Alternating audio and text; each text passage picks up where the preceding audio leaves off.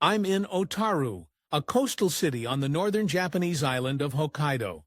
Given that her father owned an iron factory, she likely grew up relatively comfortably, if a little cramped. Yumeki was the youngest of her parents' staggering 9 children, but growing up in a household with a ready-made audience might have actually been useful.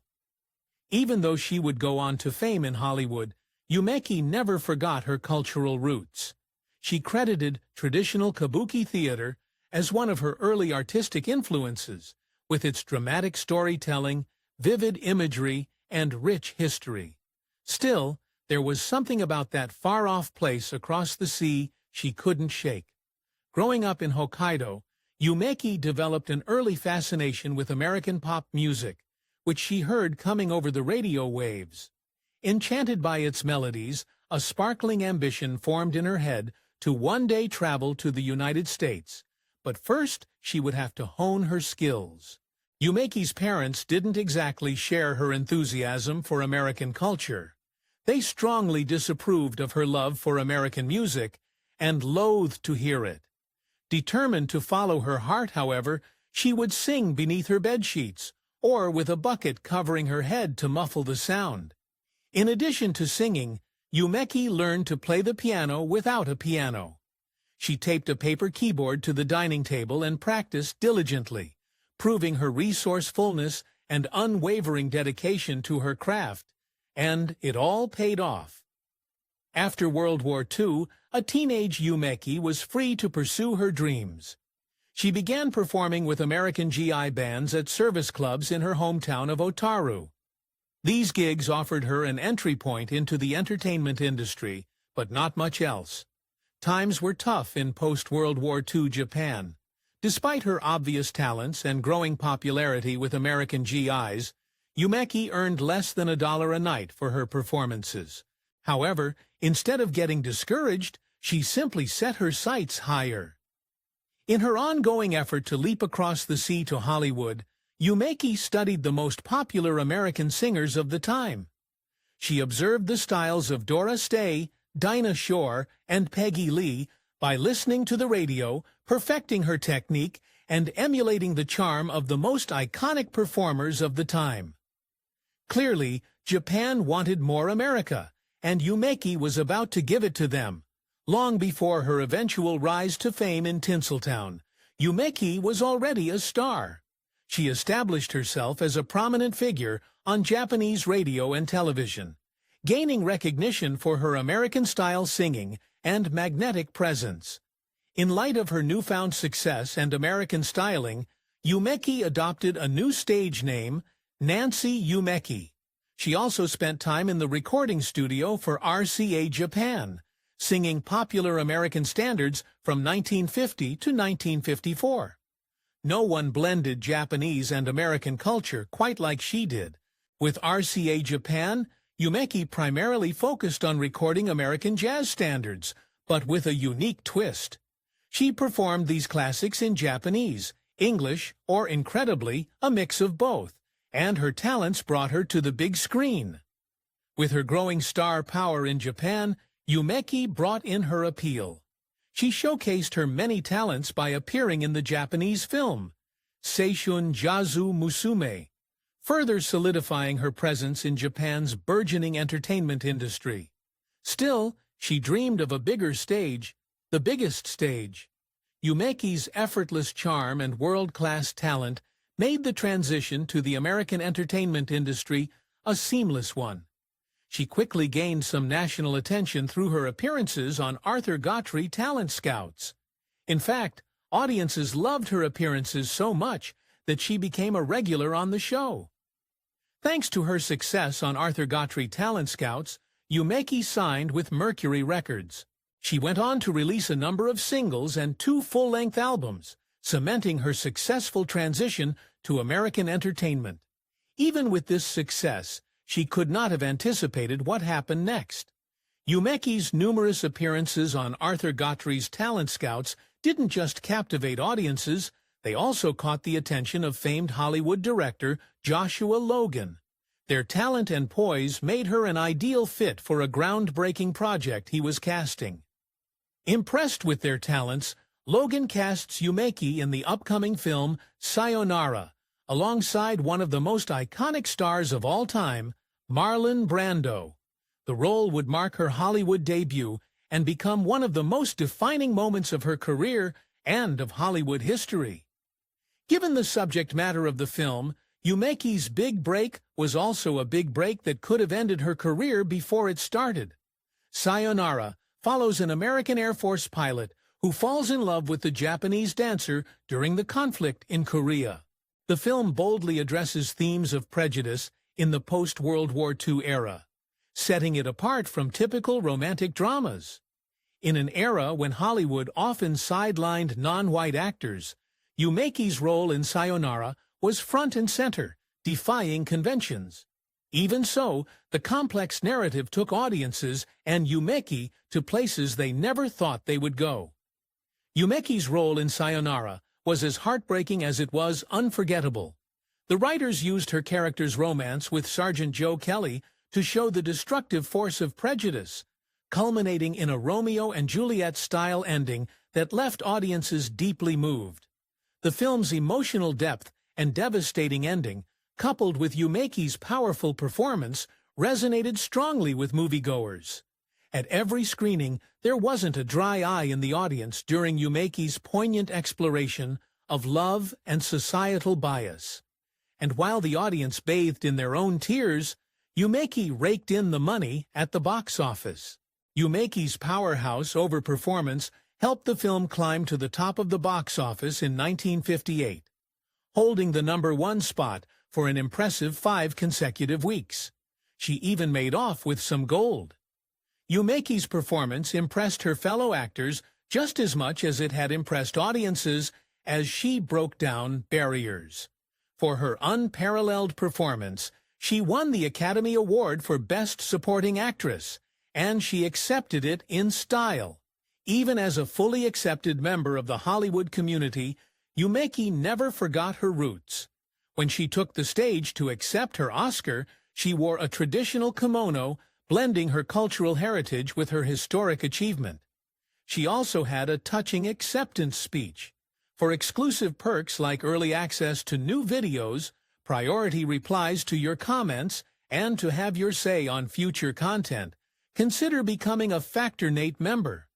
On top of that, your support helps keep the channel going. Click the link in the description for more details. Yumeki's speech reflected her humility and authenticity. Even as a bona fide Hollywood star, leaning into the mic, she said, "Thank you. I really don't know what to say. I wish somebody were here to help me right now, because I didn't expect this, so I had nothing in my mind. But right now, I thank you for everyone who helped me, and you, and all American people. Thank you." With her role in Sayonara, Yumeki made history as the first Asian actress to ever win an Academy Award. But she didn't just make history. She also paved the way for greater representation of Asian actors in Hollywood, challenging the industry's long-standing biases. Even some of the most ardent cinephiles make the most common mistake of believing that Sayonara was Yumeki's debut film. However, as true cinephiles, and now you know, this isn't exactly the case. Sayonara was only Yumeki's Hollywood debut, as she had acted in films in Japan before. Either way, it was the beginning of something beautiful. Capitalizing on her popularity from Sayonara, Yumeki made 2 guest appearances on The Giselle McKenzie Show. Her rendition of How Deep is the Ocean captivated audiences again, further proving her range and versatility as an entertainer. Big things were on the horizon. In 1958, Joshua Logan, the same director who had picked Yumeki for Sayonara, had another brilliant idea. He recommended her for another one of those once-in-a-lifetime opportunities, but this would take her far from Hollywood. Instead of another Hollywood role, Logan recruited Yumeki for the bright lights of Broadway. Based on this recommendation, she landed the role of Mei Lee in Flower Drum Song, a romantic drama from heavyweight writer/composer duo Richard Rodgers and Oscar Hammerstein II. Another hit was in her future. Flower Drum Song turned out to be yet another hit, and not just for Rodgers and Hammerstein. Yumeki's Broadway debut was just as popular with audiences as her Hollywood debut had been. Directed by Gene Kelly, the show lit up Broadway for 2 years. Even the critics couldn't get enough. Yumeki's performance in Flower Drum Song was among audience and critics' favorite things about the musical. In fact, she even earned a cover in the vaunted Time magazine. The reviewer gushed about her talent, writing, "The warmth of her art works a kind of tranquil magic." Given praise like that, it's a little wonder what happened next. Unsurprisingly, Yumeki's strong performance earned her even more accolades. When she received a nomination for a Tony Award for Best Leading Actress in a Musical, she paved the way for future icons such as Audrey Hepburn and Helen Hayes. However, few people could go back from the screen to the stage and back again quite like Yumeki. In 1961, when a major Hollywood studio decided to turn Rodgers and Hammerstein's Broadway hit into a film, they knew exactly who to call. The studio kept Yumeki as Melee and retained several other cast members from the original Broadway production, but it wasn't as authentic a film as it seemed. One of the challenges that Yumeki faced in adapting to the American entertainment industry had to do with cultural ignorance. Flower Drum Song centers on the stories of Chinese immigrants, but there was just one Park Chinese cast member, Nancy Kwan. Like much of the rest of the cast, Yumeki was actually Japanese. There was another pretty wild inaccuracy, albeit a flattering one, for Yumeki. In Flower Drum Song, Yumeki's character Mei Li is supposed to have been born in the year of the rabbit, i.e. 1939-1940. The events of the film take place in 1959, making her character a fresh-faced 19- or 20-year-old. There was just one problem with that. Yumeki was born in 1929, a whole decade before her character in Flower Drum Song. However, Yumeki had something every actress wishes she had. She had a timeless quality to her look that allowed her to portray a character a whole decade younger. Plus, if she was fun, audiences had come to know her for her poise, grace, and modest character. While working the press to promote Flower Drum Song, Yumeki showed off her slightly edgy sense of humor. When someone asked her what the Japanese word for money was, without missing a beat, she coolly replied, "Loot." Yumeki's performance in Flower Drum Song was another one for the history books.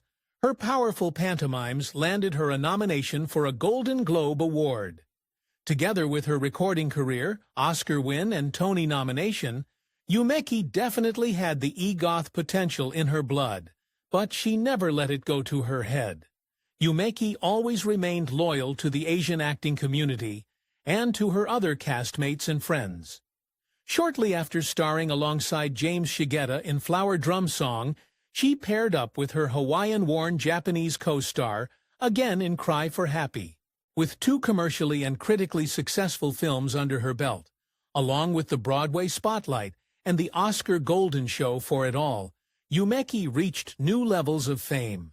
After 1961, she became a regular on television talent at variety shows, entertaining audiences just as she had dreamt of doing as a child.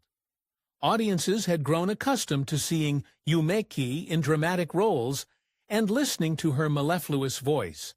However, she had some other talents that only became apparent during one of her appearances on The Merv Griffin Show. Yumeki delighted audiences with an impression of Billy Eckstine, whose tenor and quality she had learned as a child in Japan listening to the radio. The world appeared to be at her feet. Despite her obvious popularity with audiences and proven box office bona fides, Yumeki certainly wasn't cranking out the films.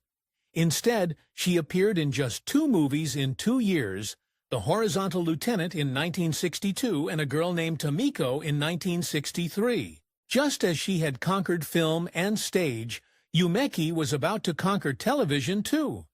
Between 1969 and 1972, she took a starring role as Mrs. Livingston in The Courtship of Eddie's Father. Even though she portrayed the housekeeper in the series, It was a supporting role worthy of recognition. The Courtship of Eddie's Father was a light-hearted, family-friendly sitcom that still tackled touchy topics. However, the show's success in balancing these conflicting tones came down to, in no small part, Yumeki's deft performance. Not surprisingly, she added another Golden Globe Award nomination for her efforts. That's not to say, however, that her recognition came easily. As both a woman and a minority, Yumeki learned early on to stand up for herself in Hollywood. In one such instance, she noticed that her male co-star in The Courtship of Eddie's Father, Bill Bixby, had relocated his dressing room. Not to be left out, she marched over to the show's producers and declared, "I want a trailer and I want it parked outside." According to another one of Yumeki's The Courtship of Eddie's Father co-stars, Ed and Cruz, who portrayed the main child in the series, Yumeki got her trailer, and then she negotiated the same accommodations for the rest of the cast. Yoshigao Boshi waned by just being smart and quiet, Cruz recalled. When The Courtship of Eddie's Father ended in 1972, Yumeki made a shocking announcement. After breaking hard her whole life to break through prejudice and forge her career in entertainment, Yumeki retired from acting. She had a different kind of life in mind. Back in 1958, while her career in American entertainment was beginning to really take off, Yumeki had done something else that surprised many. She married the TV director Frederick Winfield Win Opie. Always crafty, she managed to keep the details of the marriage out of the tabloids, except for one detail. Even as she was building her career on screen and on stage, Yumeki had been focused on another aspect of her life, starting a family. In 1964, she and her husband welcomed a son, Michael H. Opie, into the world. But it hadn't all been sunshine and rainbows. Because of her ability to keep her private life, well, private. We'll never know much about Yumeki's first marriage, except that it clearly wasn't the happiest one. By 1967, Yumeki and Opie were ready to call it quits and fought for divorce, but Yumeki was at the height of her popularity. She wouldn't be single for long. Once again, Yumeki's intense preference for privacy proved impenetrable. It's not clear what exactly happened next, or how, but by 1968, she had already managed to find herself a new husband. This time she married another director, Randall Firevod Hood. It seemed like the perfect fit. Turns out that Hood wasn't just good for Yumeki, he was good for her son as well. After the marriage, Hood adopted her son from her first marriage. The new couple agreed that a fresh start would be best for the boy, and went ahead with the name change to Michael Randall Hood. Despite her retirement, Yumeki didn't stray too far from the entertainment business.